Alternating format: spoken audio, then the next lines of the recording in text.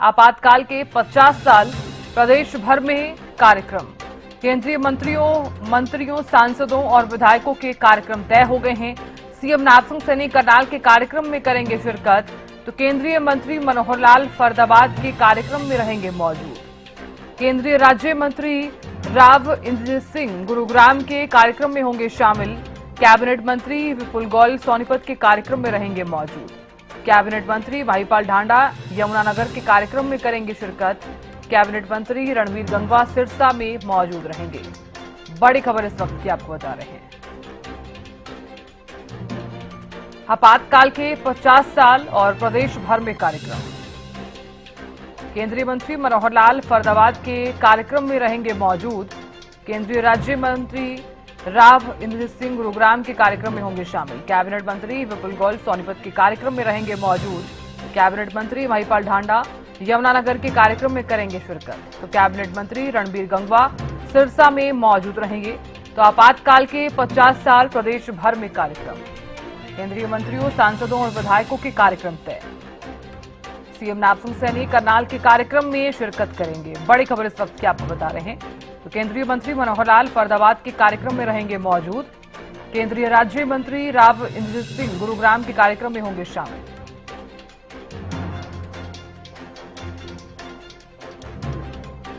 बड़ी खबर इस वक्त की आपको बता रहे हैं। कैबिनेट मंत्री रणबीर गंगवा सिरसा में मौजूद रहेंगे। आपातकाल के 50 साल और इसी सिलसिले में पूरे प्रदेश भर में कार्यक्रम।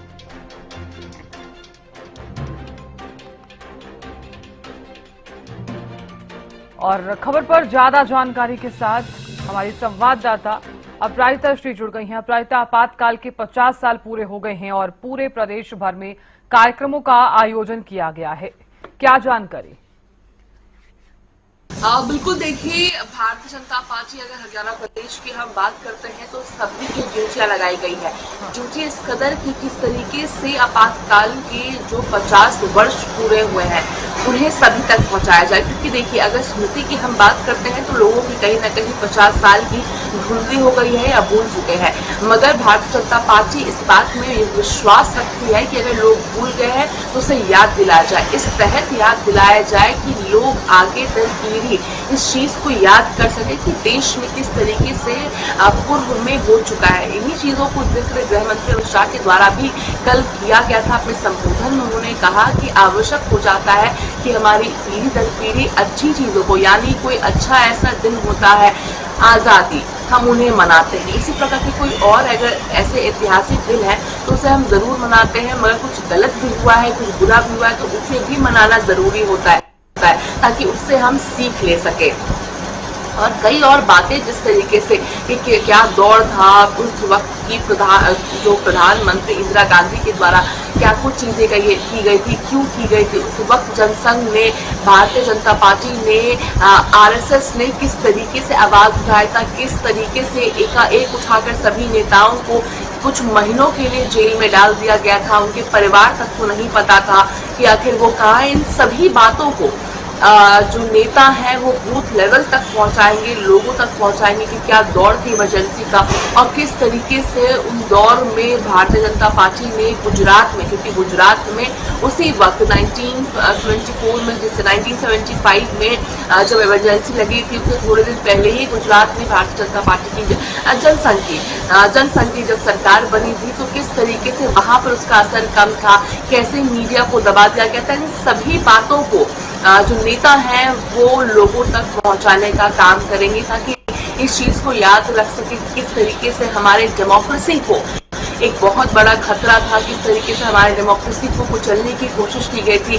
संविधान में बदलाव लाने का प्रयास किया गया था। कैबिनेट की मीटिंग बुलाए बिना, प्रेसिडेंट के परमिशन के बिना कैसे इमरजेंसी घोषित कर दी गई थी, जिसके बाद 2 साल बाद हटा भी दिया गया था। इन सभी बातों को भारतीय जनता पार्टी के चाहे अध्यक्ष हो जाए, मंत्री हो जाए, सांसद, विधायक, पार्टी वर्कर सभी बताते हुए नजर आएंगे। हालांकि देखिए, दिल्ली के अगर कार्यक्रम की हम बात करते हैं तो मुख्यमंत्री रेखा गुप्ता, इनके साथ केंद्रीय मंत्री मनोहर लाल भी 10 बजे राजीव चौक यानी सेंट्रल पार्क में, राजीव चौक के सेंट्रल पार्क में आज वो भी इस दिवस को लेकर करके मनाते हुए नजर आने वाले हैं, ज्ञान देंगे कि किस तरीके से क्या कुछ चीजें उस वर्ष हुई थी और क्या किया गया था हमारे लोगों के साथ, किस तरीके से कुचलने की कोशिश की गई थी, इन सभी बातों को बताते हुए नजर आए। बिल्कुल अपराजिता, देखिए 50 साल पूरे हो गए हैं और ऐसे में आप भी जिस तरह से देख रहे हैं कि तमाम मंत्रियों और तमाम विधायकों को यहाँ पर कार्यक्रम जहां जहां होने हैं उसकी जिम्मेदारी भी सौंप दी गई है। तो यहाँ पर देखा जाए तो 50 साल पूरे होने पर क्या माना जाए, क्या उन 50 सालों में जो चीजें हुई क्या उनको भी दोहराया जाएगा, लोगों को बताया जाएगा कि उस वक्त क्या क्या चीजें हुई? बिल्कुल, देखिए जिस तरीके से अभी से 4 से 5 वर्ष पहले राहुल गांधी ने खुद इस बात को कहीं न कहीं माना था कि जो हुआ था इमरजेंसी के समय कोई गलती थी। अब उस गलती को कभी कोई दोहराए ना, क्योंकि युवाओं का देश हमारा माना जाता है। अब युवाओं को ये शिक्षा देनी जरूरी होती है कि अगर इमरजेंसी इस कदर लगाई गई थी, यानी कहा गया था कि इंटरनल खतरा है हमारे देश को, हालांकि ये मानना है पॉलिटिकल एक्सपर्ट्स का कि इस प्रकार का कोई खतरा नहीं था, मगर कोई खतरा था तो वो इंदिरा गांधी के पोजीशन को था, उनकी कुर्सी को था। कि जिस तरीके से इलाहाबाद के हाईकोर्ट के द्वारा उनके सभी चीजों को रद्द कर दिया गया था, यानी सवाल उठाए गए थे कि किस तरीके से उन्होंने कहीं ना कहीं धांधलीबाजी की थी चुनावों के समय पर, जिसे स्टे लगाने को भी सुप्रीम कोर्ट ने मना कर दिया था। वहीं बांग्लादेश में जिस तरीके से वहां के प्राइम मिनिस्टर को ऑपोजिशन ने जान से मार दिया था, ये भी डर था। तो कई बातें हो जाती है, तो कुल मिलाकर जो खतरा, जो डर था, वो पॉलिटिकल एक्सपर्ट्स का मानना है कि इंदिरा गांधी पर था। जिस चीज को टर्न एंड ट्विस्ट करने के बाद कहा गया कि इंटरनल खतरा है हमें, देश में कुछ सिविल वॉर जैसी चीजें हो सकती है, ये चीजें कहना। और उसके बाद जब 1977 में उनके द्वारा खुद ही ये बात घोषित की गई कि इलेक्शन किया जाएगा देश भर में, जिस पर लोग अचंभित भी बहुत हुए थे, मगर उसकी सत्ता कहीं ना कहीं लोगों ने दी, ये कहना है पॉलिटिकल एक्सपर्ट का, क्योंकि पहली बार नॉन कांग्रेस सरकार बनी थी, लोगों का विश्वास उन पर से उठ गया था, ये मानना है। बांग्लादेश के वॉर के समय जिस तरीके से पाकिस्तान बांग्लादेश के विभाजन के समय छवि इंदिरा गांधी की बनाई गई थी, वो छवि कहीं ना कहीं खतरे में आ गई, लोगों का विश्वास उठ गया। ये उस समय के पॉलिटिकल एक्सपर्ट्स, जनसंघ के नेता, भारतीय जनता पार्टी के द्वारा कहा जाता है। चीजों को युवाओं को समझना, जानना जरूरी है, ताकि अगर वो कभी भविष्य में राजनेता, राजनेत्री बनती हैं तो किस तरीके से हमें देश को चलाना है, डेमोक्रेसी को किस तरीके से सुरक्षित रखना है, ये जरूरी हो जाता है। तो उसके लिए इन सभी बातों के बारे में जानना जरूरी है। तो संभव है कि उस पूरे जो घटनाक्रम हुए थे सिलसिलेवार तरीके से सभी नेता बूथ लेवल तक हर किसी को बताते हुए नजर आएंगे।